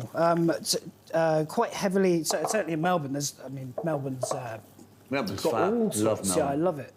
But yeah, there's a lot of Asian influence. Yeah. And when I was out there, the European, quite massive as well. The European. Big Italian influence and Greek as well, in Melbourne. Yeah. They love their coffee. The food scene in Melbourne, I think, I always found it more colonial, sort of Melbourne, as opposed to seen as more metropolitan, So you're going to pipe it like you would like a gnocchi then, kind of... And I just love the fact that I like to see a chef use his hands as much as what I like to use. Do you know what? I've tried mixing this various different ways, with spoons, or the mixer, the whisk. It's better by hand. You just get the feel of a mixture when you mix it by hand, And it doesn't overwork the potato. I think so many people do that whenever they work with mash, Yeah. It's very easy to get that starch overworked. Okay. It's more of this I create a bit of mess. You can tell me off. All right, don't worry. I remember making gnocchi for one of the first times ever, and I'd never really made it before. And someone said, tie a string across the top of the pan of boiling water and have a piping bag like that, and you just pipe it like that. Over the top. It was carnage. But then, when you learn a bit more, it's drier and you can just chop it up, Yeah, exactly. Look at that. You can tell he works in a restaurant. You can tell he's done that many times before. A couple of times. Yeah, just a few times, Yeah. Perfect. So that will set up, because of the fat there, it'll start to melt into the potato and then it'll go cold, so it will set up. Right, what's next? So, lamb and lemon, I think it's a great combination, but it's just a bit simple, isn't it? I like the idea of this. Lamb and lemon. But lamb and lemon curd. You're making your own curd. Yes. This is so we're taking the idea of lemon curd, but making it more savoury, taking it on a savoury journey. So changing the caster sugar for soft brown. Right. Is it soft brown or muscovado? Is it Is it muscovado? Yeah, it's muscovado. Yeah. Lemon juice. So you're going to cook that conventionally like you would a lemon curd, just over some hot water, just... Yeah. The thing is with curd is like when you start making curd first time, because I mean I do a bit of pastry, not to your level, but you've done before, but you realise that you can only cook an egg so much, and it won't cook anymore. Yeah. You know, so once you've got to that temperature, it will thicken when it cools, and it'll just thicken. So just knowing that, so you've just got to leave it on all day. No, exactly. So that takes sort of 15 minutes. Matt, will do. I love it. He knows this kitchen more than I do. I had a good route around earlier. Underestimated how many pans I needed, to be honest. That's all right. Turn that up. Right. Right. So you leave these just to set these. Yeah. So we can just pop those off. So you cook them like you cook gnocchi then? Yeah, Similar. so we'll poach it and then we're going to deep fry it. And then you get that lovely deep fried texture on it I've never afterwards. seen anything like this. Well, I think this is it's quite a unique sort of recipe you've come up with, isn't it? Cool, isn't it? Pays off having a shower every morning, Matt. Yeah, exactly. Come join me. We'll discuss it. Butter. I think it's the first time I've used butter on your show. It is. Yeah. I can tell you that it is. Yeah. So, a bit of butter, cider vinegar. I wonder what that was, cider vinegar, okay. Oh, a lid. This is just a little emulsion, is it? Yeah, so just going to add a little bit of acidity. It's like a warm dressing, essentially. It's like putting pickled onions in your salad, Matt. Isn't it? It's like, you know, you've got to have that bit of acidity. It's just like we're blessed with these taste buds, these receptors that we need to sort of, you know, test them every now and then. So you gnocchi you don't want it any longer than really what it's done. 2 minutes. So 2 minutes is what we want in there. And you can tell, like, if you try and pick it out and it's not going to come out in one piece. Yeah. Then just give it a couple of minutes. Got a mouthful of vinegar, that's it. Because, you know, look, with gnocchi, it's what you put... You know, I know you can put flavours in it, like purees and things, but with the lamb fat, you know, how sort of like... Oh, it's fantastic, yeah. Tasty is that going to be? But interesting that you're not using the yolks and you're just using the whites. Yeah. Right. Well, the yolks make it heavy. Yeah. So, and kind of bind it together. It's a bit like souffle, you know. Yeah. So as much you make your creme pat base, but it's the white that gives it that lift. Exactly. All right, I'm going to put that there. Right, it's done, yeah. Right. Oh.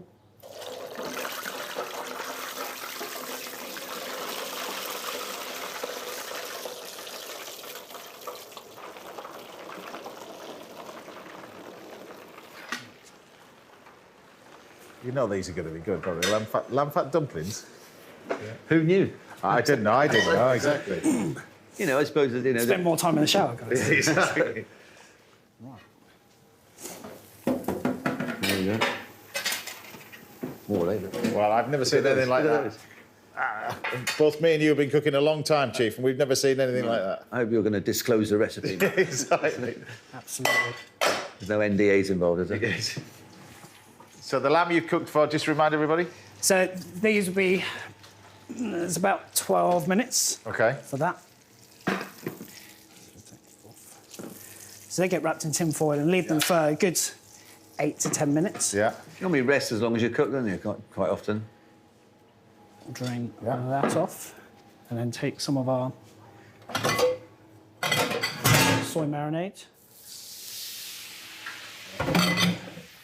So the lamb goes back in the glaze, so you're using that as a little glaze at the end? Yeah, and just there's so much flavour from that. And is the curd on the side? Is it like a little condiment on the side? I don't know yet. Have a little dollop. That's it. Yeah. It's been slightly pickled for this one as well, which is quite... Cool. Where should we go?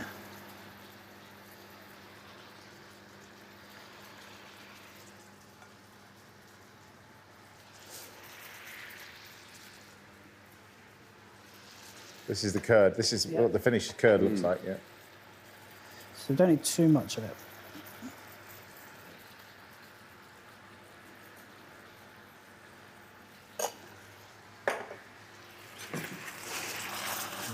looking delicious.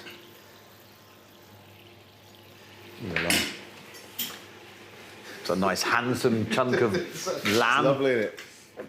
But that rump of lamb, I've cooked with it on the show before. It's a fantastic cut of meat as well. Beautiful. It's absolutely brilliant. So much flavour. You know, you can cook it to the cuisson you want. Always find a lamb, you don't want it as medium rare as you'd have a steak. You want to be between, that's perfectly on point. So, like, certainly for just the rump needs as that well. tiny bit more cooking. Yeah. I think he may have top trumped the little bit of monkfish, to be honest. I don't know. I don't know. A bit of pressure for that one. Oh, look at that. And then... So that's the pine nuts and everything else, that are the oyster sauce. Pine nuts, oyster sauce, lime juice, mint. So give us the name of this dish then. This is maple soy marinated lamb rump, lamb fat dumplings, asparagus, and lemon curd. It's first for me. Matt, everybody. Yeah. Brilliant, that one.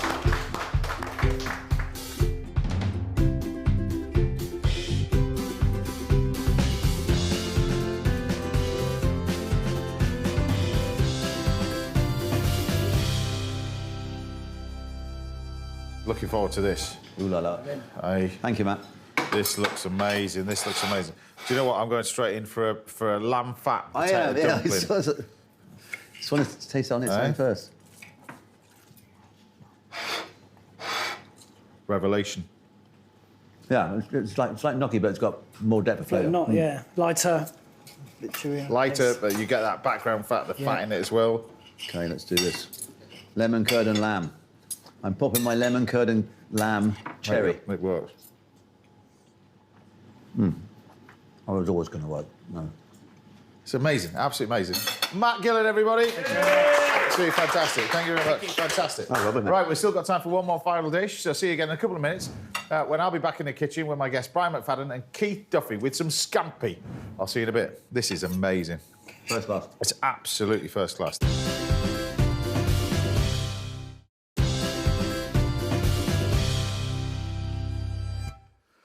Welcome back to the last part of the show. I'm back in the kitchen with three of my guests, actually. Ralph, Keith Duffy and Brian McFadden are here! For my final course, I thought I'd do Dublin Bay prawns, scampi. Dublin Bay prawns. I thought I had to, really, and I thought I'd do this with a gin and tonic batter and a fancy little mayonnaise, which is just a normal mayonnaise, but it's called a yuzu ponzu. It's yuzu. James, Irish people don't like to mix their alcohol with their food. What's that about? You'll taste it in a minute. But first of all, we're going to do... I'm joking. First of all, most people in Dublin are battered on gin and tonic. So exactly.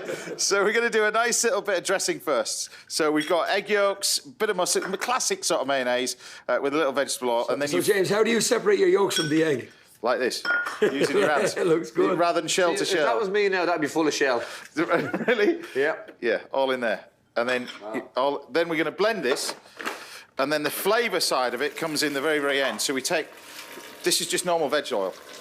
So you don't use... Is it extra virgin? No, you don't make mayonnaise with extra virgin olive oil. You just use normal veg oil, because you don't want it to taste of anything, because the main flavour is coming at the end, where you've got these amazing sort of additions to it. Yuzu, which is this amazing sort of dressing, which is a cross between sort of a satsuma of lime and that kind of stuff. There we go. But we talked about the tour. We're going to talk about the album as well in a minute. But I've got to talk to you about acting and presenting, because you've both done a bit of everything. Yeah. Really. So you managed to do a jack of all trades, really.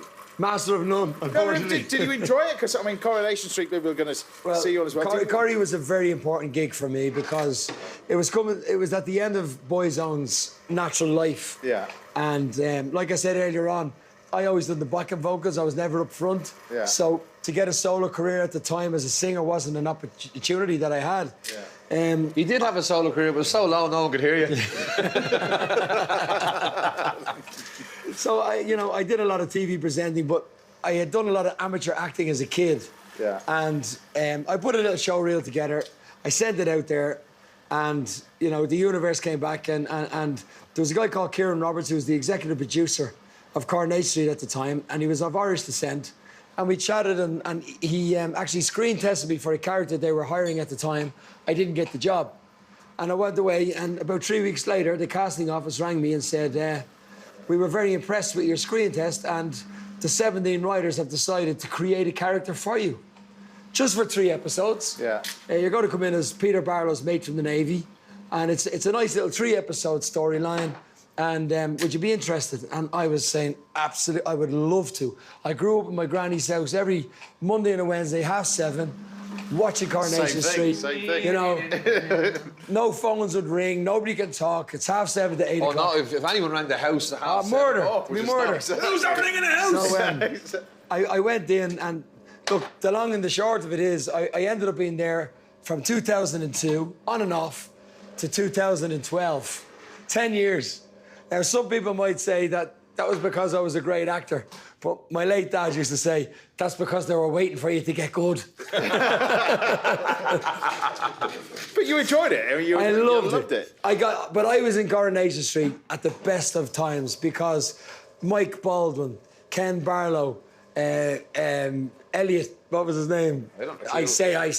Oh, Fred. Fred Elliott. Yeah. You know, I was Betty's Hot Pot. Yeah. I worked in the Rovers with Betty Driver, and God rest her. And most of the characters, the iconic characters of Coronation Street, I got the pleasure and the honour to work alongside. And unfortunately now, most of them have passed. And I was very lucky, very fortunate to be part of Corrie at such a very important time. Well, I can see he's got his eye on. The minute I pop this bottle of gin, he's just eyes suddenly switched straight onto this. What's he talking about? He wants to say, "Give us a straw there, will you, James?" So this is I don't go wasting it. This is gin and tonic, a gin and tonic batter. So you make this with gluten-free flour, gin and tonic. You know, there's loads of people now that go to the Ashes. You know the way they're not allowed to bring alcohol into the Ashes. I think there's a great way to bring a few gin and tonics in. Fish batter. Deep fried prawns. Yeah. Deep fried gin and tonic. So fish batter, and what you do, the idea of this, you can use gin or you can use vodka. But the idea is it hits the fryer, it explodes with flavour, right, and it sets the flour, which this is, gluten-free flour. But who comes up with this? Who finds out that this happens? He did, obviously, after about 6 gin and tonics. Usually about 6 of these. Yeah. Bottles. So go on, I'm going to cook something. You've got a little bit left over, and that's the nearest thing to hand, really. And we've got these amazing... Ireland is just blessed with so many amazing stuff. People, bars, food. The best seafood in the world is in Ireland, but we take these amazing Dublin Bay prawns, these shrimp, and then what you're going to do is you're going to deep fry them. So a really, really hot fryer. So these just drop straight into a fryer, and we fry these for no more than about 30 seconds, something like that. Oh, that means they're going to be in our belly in 30 seconds. Yeah, it's going to do these in batches. Now, we spoke earlier on this morning about everything you're doing, your tour, your bits and pieces, your album. We've got a little clip to play. So while these are going in, because I'm going to do these in batches, just enjoy these. Have a look at this.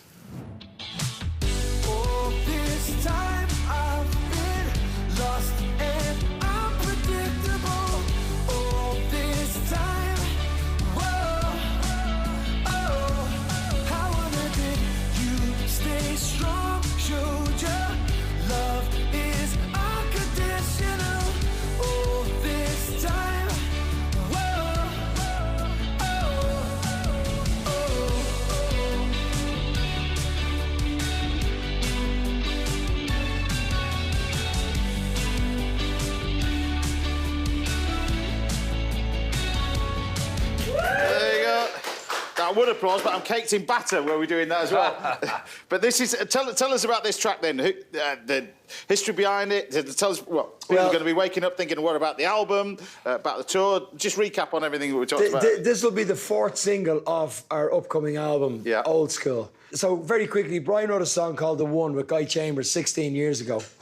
We've been listening to all the songs that we had in our portfolio, and we found the one, and we saw if it was redone, reproduced, it could really have that sound that we're looking for to give Boyzlife the sound that we're trying to create.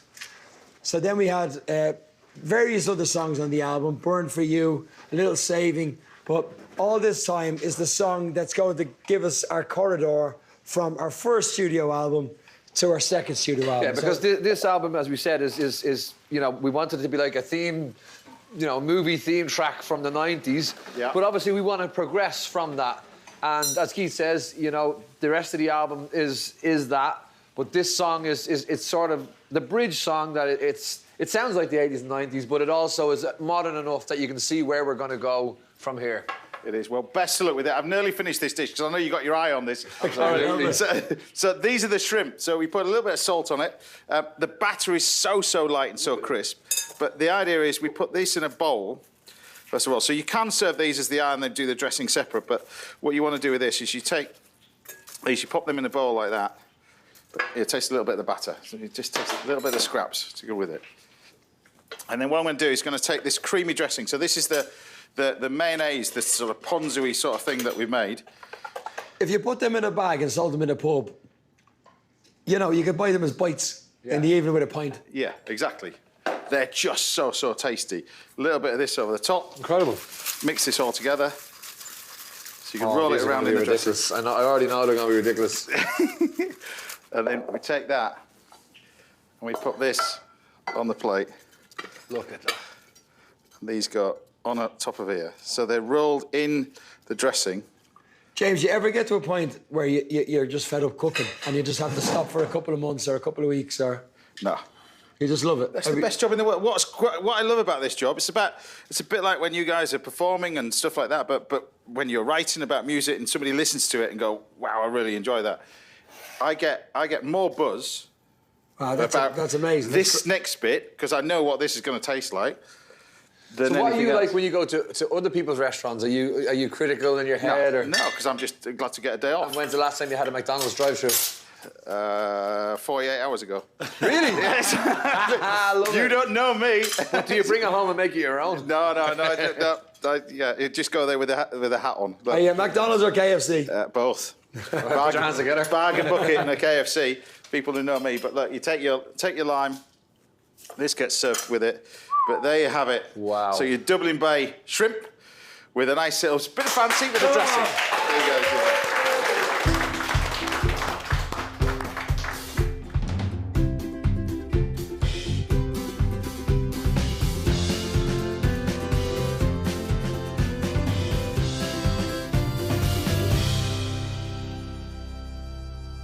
Gin and tonic, Dublin Bay prawns. Look at that. With a creamy yuzu dressing. Okay. I don't know whether to eat it or make love to it. Well, let me eat first, will you? Oh, wow. Oh, my God. Oh, wow. That's all we've got time for today. Massive thank you to all my guests, Stephen Terry, Matt Gillan, and of course, Keith Duffy and Brian McFadden. We'll see you back at the same time next Saturday morning. We'll be joined by more top chefs and other brilliant guests. Until then, take care, stay safe. Thanks for watching, everybody. Don't forget to buy the scampi. Oh, wow.